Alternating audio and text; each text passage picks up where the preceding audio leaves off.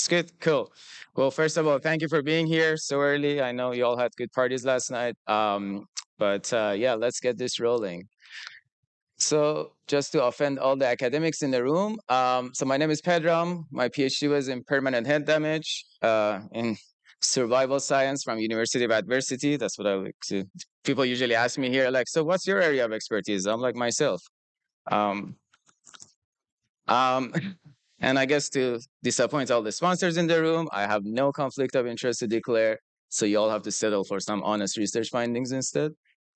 Um, and then why me? So I think I got a good understanding of how this protocol works after obviously having done it for past 4 years. And I think this happened as I'll get to the story, but it started in 2019 in an open label phase 2 clinical trial. And that was in Canada. So I'll get to the details of that. But first, some disclaimer, psychedelic therapies, as much as we like to talk about them, they actually have not been approved by any regulatory authorities. They're being studied for safety and efficacy. Individual experiences definitely vary. And there are risks involved, even in clinical settings, although definitely some researchers and media may disagree. Finally, some content warning. There will be parts of this presentation that might be triggering for some people. So I want to be upfront about that. If something comes up for you, please seek support. So why now? Through 4 years of self-reflections and talking to other participants, both in the MDMA trials and other trials, and talking to other experts, I'm here now today, hopefully to help other researchers and therapists in this space so that they can, number one, gain a better understanding of what's like living with PTSD and a little bit normalizing that. Number two, learn from the participant lived experience expertise, which is something I'm extremely passionate about.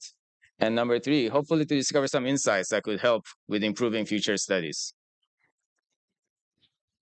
I think the reason I'm here on stage, although unlike a lot of other speakers, they talk about their work, I'm going to be talking about my life and some of my struggles. It's definitely not doesn't come easy for me, but I think it's important for me to be here because we've all seen headlines like this. But definitely, despite all the encouraging results, not many people actually have been through this treatment. Less than 500 people globally, and that includes the largest phase 3 clinical trials that just concluded. There is a good amount of bias in these reported results, and that definitely includes all from therapists to all the researchers and participants, I myself. And there's definitely a lack of ongoing and long-term measurements, which we've been hearing from other experts talking about, and I'll get into details of that, what I mean by that through the lens of a participant. So I realized that I'm definitely balancing between this sort of like the psychedelic hypes that we've been hearing about, and I'm definitely not here to contribute to that. So like, oh, psychedelics will save the world, and you just give psychedelics to everyone, and that solves all of our problems. But I'm also not in the camp of let's crush our hope. I know there's people suffering out there. I was definitely one of those. So I'm trying to definitely balance between these two. And if I do my job right, hopefully I can leave you with a more realistic sense of hope that's more nuanced, but more importantly, free from conflict of interest. But first, the hard part, the background story. So how did I even end up in this study? So for growing up and perhaps for most of my adult life, I've been exposed to a series of traumatic events, starting with the aftermath of a revolution, followed by war, and then growing up as a teenager and dealing with abuse from authorities. Maybe you also saw some of that in the woman life freedom movement. And then eventually ending up in a knife standoff with human traffickers, as well as sexual assaults and threatened death. And I guess that's what qualified me for this study. And then the overwhelming, debilitating impact of such unresolved trauma definitely left me with crippling anxiety, depression, nightmares, just rage attacks, and just feeling unsafe and not trusting myself, not trusting the world, not trusting anyone, essentially. And as if things were not bad enough, everything got worse once I became a parent. The lack of sleep on top of all my struggles really intensified all of my symptoms, and I started really hitting my rock bottom. But perhaps out of all of my symptoms, you could call them, there were these rage attacks. This sort of like almost like if I was possessed by another entity, like some small thing would happen and I would have this sort of crazy out of proportion reactions and a lot of anger, and just like being angry at the whole world and blaming everyone for everything, and then just essentially reacting from the past in the present moment. And everyone around me was suffering, from my wife who's in the room, to my daughter, to my parents, to my brother. Everyone around me definitely started suffering from this part of me, this sort of, I call the inner dictator. And then one day, during one of the major rage attacks, things got so bad that my wife actually grabbed our little daughter and left the house, like literally escaping from the chaos that I was creating inside the house. And when that happened, I think I had my, what you could call the rock bottom moment. And I had this moment of, all right, I'll probably have to make the most important decision of my life. Either end my life now and die with this guilt and shame that I was creating and carrying in myself, or I fully commit to healing. And I knew somehow deep down, if I don't do this work, if I don't take action, if I don't seek support, not only I will ruin my daughter's life, but I will most likely pass this on to her. And then she will grow up and perhaps suffer more than me, if not about the same. But not knowing how to sit with my feelings and wanting to numb everything and escape from that. So I just grab my phone and start, mindlessly scrolling and checking things. And then suddenly an article stands out, a headline talking about using MDMA for treating PTSD. And then next thing you know, I click the article and then had a long list of symptoms. And I'm reading and I'm like, I got that, I got that, I got that, I got that, I got that. And I put the phone down. I'm like, wow, maybe I'm not just anxious or depressed. Maybe there's something here bigger than I just never looked into. And then turns out they were looking for participants locally where I was living. So there was a phone number. I give them a call, and after like 2-3 days of multiple phone interviews or phone screening, they call it, I was asked to come to their office for an in-person screening. So in a cold fall day in Canada, I show up to the office, thinking I'm going to a psychiatric office. It was more like an oasis. As you can see, beautiful. This is the actual treatment room, or the office, they call it. Beautiful, full of plants, bright, lovely place. And two very kind therapists welcome me in with the big smiles. And I sit down and I tell them about how I'm feeling. I told them that I'd become suicidal. And after perhaps, think about 4 hours of like just hundreds of questions, they diagnosed me with PTSD, the severe type. And no, it was not short for please take some drugs, and at least not that day. But honestly, that day I left the office and feeling this sort of like if I had received cancer news, except that I felt like it was cancer in my soul. And I couldn't even really understand what it is. And I was like, okay, so on one hand, I've been struggling. I'm aware of that. But now there's 2 professionals who are certifying that. And now it's real. Now it's legit. I was really scared. I was like, wow, are they going to take my daughter away now? Are they going to take me away? I started panicking even more. And then turns out they were looking for a single participant in Canada at the only site. Only 6 other people before me in Canada by that point had received this treatment. And then they were like, yeah, we're doing a training to be able to work in phase 3. And we have to do one single case of experiential in phase 2. And I'm like, wow, what are the odds I will be the one? So with the encouragement of my wife and friends and the study team, they were like, yeah, just go through the process. You never know. So I went through lots of medical screenings, endless paperwork, process that took about 2 months. And in the most cliche way, I can say it really changed my life. It really opened up a whole new world for me that I think 4 years later, I'm still learning how to navigate and integrate. And this process took from October 2018, and it concluded in June 2019 with a 2 months follow-up. So over the 4 years, I've been, looking at this work and like I said, talking to other people. I've identified 50 areas of improvements. I'm definitely not going to touch on all of those, but there's 3 common denominators across all of them. So today, I want to share that with you. So I hope you're ready to take notes because they're going to change the game, or at least the participant experience.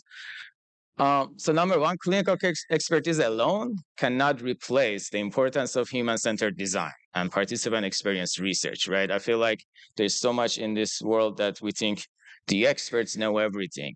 And as someone who I went through this process, I actually had a hard time even knowing would they really resonate with me. Like I remember telling one of my study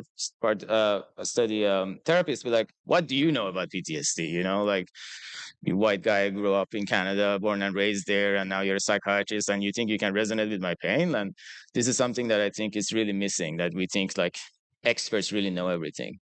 They don't. I also think it's essential to stratify based on the cause of trauma, based on symptoms, based on gender, age, and especially socioeconomic status, and so on and so forth. And then lastly, extended care, ongoing measurements, and integration support must be provided long after treatment ends. We are not rats, we are people. So why human-centered design? Well, why not? We're putting humans through this process, right? So I really think we need to look at everything through the lens of human-centered design. So when I began the process of screening, I was desperate, I was struggling, I was suicidal, I'm carrying all these heavy emotions, life was already hard, and I wasn't ready for this sort of long and borderline inhumane process called screening. So I had to do hundreds of questions and questionnaire after questionnaires, or some very confusing questions that honestly not even the researchers themselves would understand. Sometimes I'm like, what does that mean? They're like, I don't know, answer to the best that you know. I'm like, if you don't know, how am I supposed to know? And then these dreadful 2 hour long Zoom calls with a bunch of strangers, well, one at a time, called independent raters, who you're supposed to tell them about obviously all your symptoms and things that happen to you. And you got to do all of that while hiding from them actually how far you are in the process, which is definitely not a human-centered approach, I would say. And I think we pay so much attention to the concept of set and setting in the, let's say, experimental sessions or the actual psychedelic sessions, that when it comes to everything else, at least in the clinical trial process, we forget about the power of set and setting. I joke a bit that I'm like, I really need to do some MDMA just to heal from the screening process. And those are, by the way, the actual MDMA pills from the first sessions. So starting with the treatment timeline, currently there's 3 prep sessions before you take MDMA. And I think especially if you have never done psychedelics, it's not enough time, right? I think when you're struggling, as much as you have all this pain, but there's a sense of comfort in your pain, right? So that you have protected yourself over the years, at least in my case, 15 years.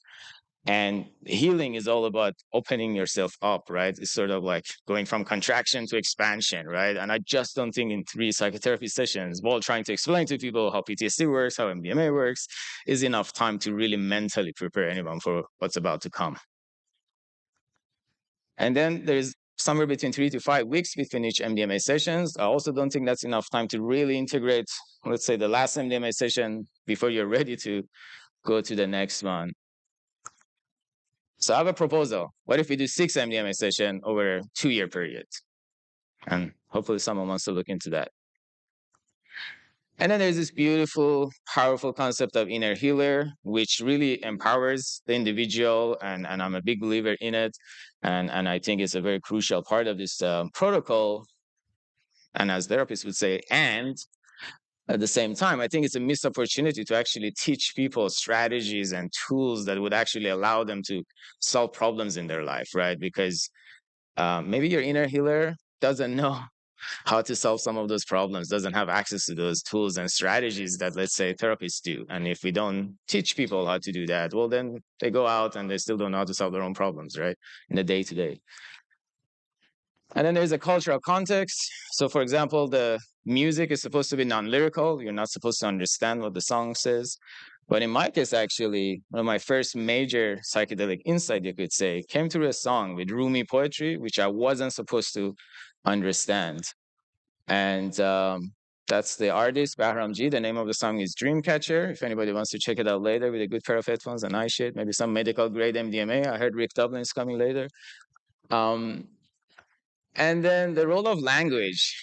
This is also something that doesn't get enough attention, right? So let's say we now know that memories are stored and recalled differently in a bilingual mind or multilingual mind. So let's say you were a kid and then you had some trauma, and now those memories are stored in that language. And then later on, you you're doing therapy in English, and then I think that would limit the efficacy of a process. Then there's the meaning making process. I think the protocol doesn't also pay enough attention to that. Um, and, sort of finding a sense of meaning and purpose and contribution in life. And I think for me personally was the work of Viktor Frankl and Man's Search for Meaning that really helped me actually make sense of my own suffering. And to couple that with the storytelling and philosophy, this is another thing that I did as I went through the trial. I started looking into the hero's journey, the Stoic philosophy, a little bit of Buddhism. And I think it helped me just realize that, wow, suffering is part of life. There's nothing weird about me. And I guess it's really just part of hero's journey as you go through life.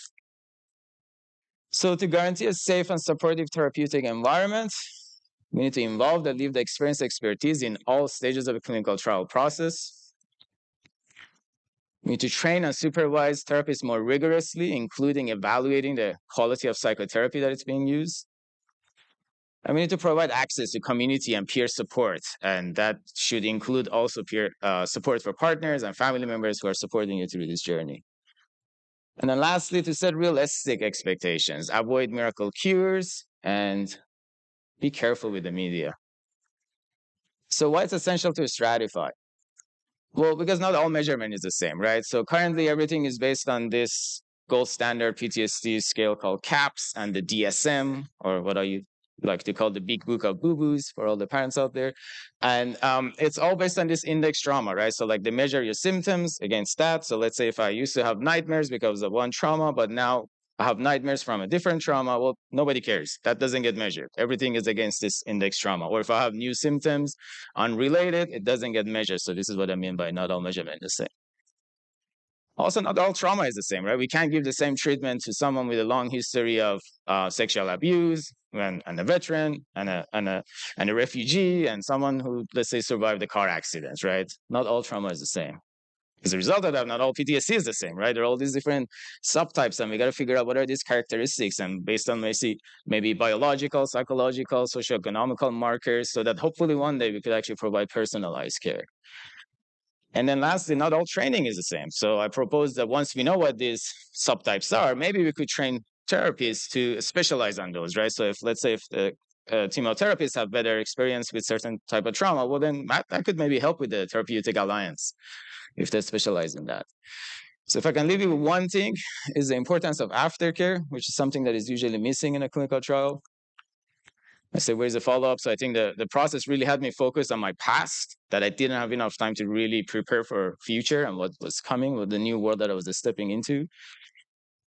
So I had a few months of, I would say, things are starting going well after many years of struggling. Of course, life doesn't stop throwing lemons at you. And a few months later, this thing shows up called COVID pandemic. And that was the first time that I had a major relapse. And I went from having all the support during a trial, including a 24-hour phone line that I could call if anytime I needed help, to absolutely nothing. And all my symptoms came back, including suicidal thoughts. And I completely lost hope. And I was like, I guess I'm not cured. I guess psychotherapy also doesn't work. And if it wasn't because of the help of my wife and friends and one of my study therapists who really went above and beyond outside of what was required from him, who knows where I would have been. So I'm very grateful for that. So I think a solid exit plan, an exit plan is a bunch of papers they give you when the study finishes, sort of like, hey, here's what you can do next, good luck.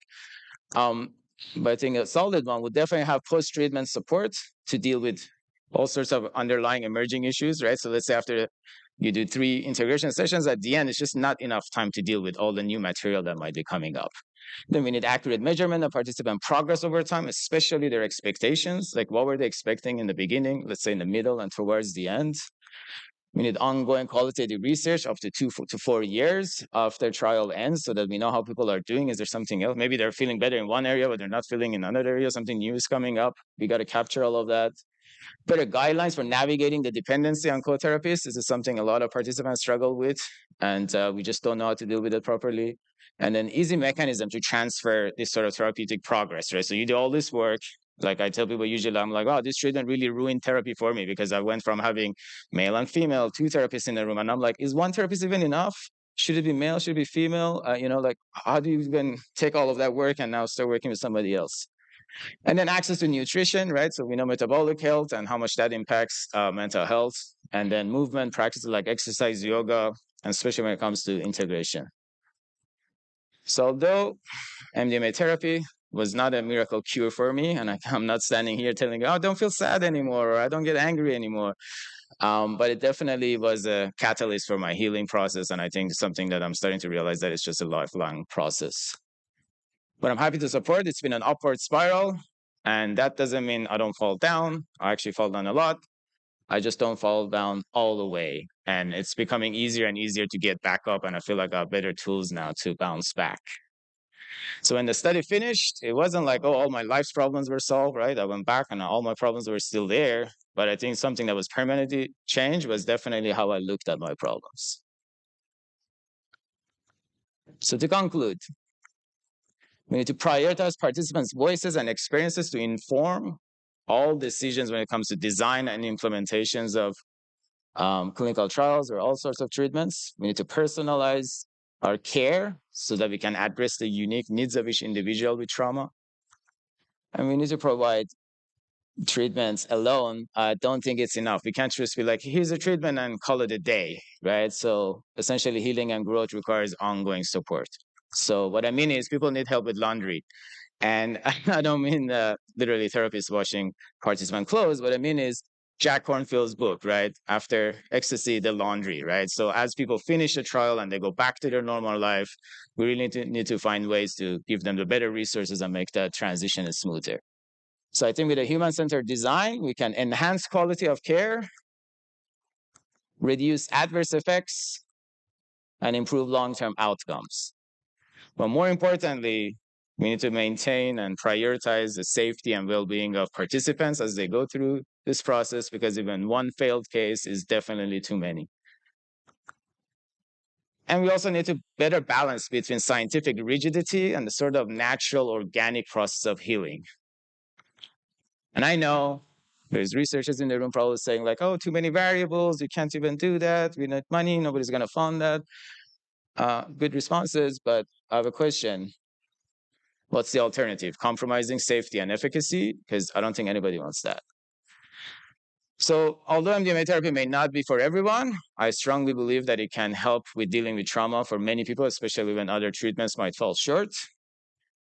And I actually think it will be more impactful if we could actually take care of the social security and safety needs of individuals once they go back to their daily lives. So although I hope for a day where a natural response to a dangerous situation is not labeled as a disease, until then, I hope we can come together to optimize the therapeutic use of MDMA and psychedelics to help trauma survivors reclaim their lives. And I think if we do that right, we might even change the world. Thank you.